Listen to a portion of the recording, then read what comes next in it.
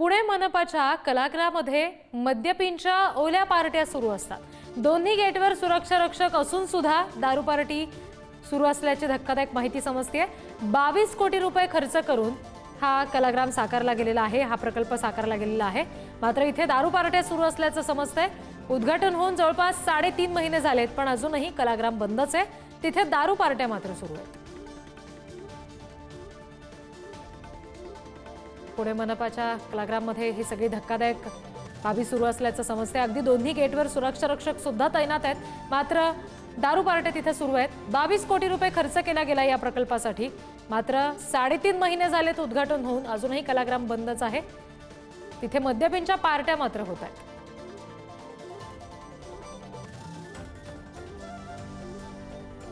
पुणे मनपाच्या या कलाग्रामच्या दोन्ही गेटवर सुरक्षा रक्षक सुद्धा तैनात असतात।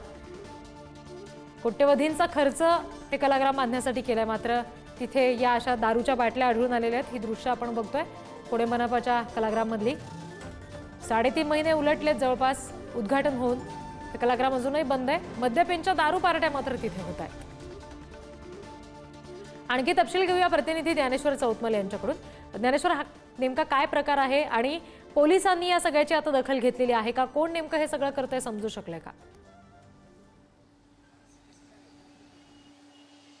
खरं म्हणजे सिंहगड रोड परिसरामध्ये पु ल देशपांडे उद्यान आहे आणि त्यात कलाग्राम साकारलंय। 22 कोटी रुपये खर्च केलेला आहे।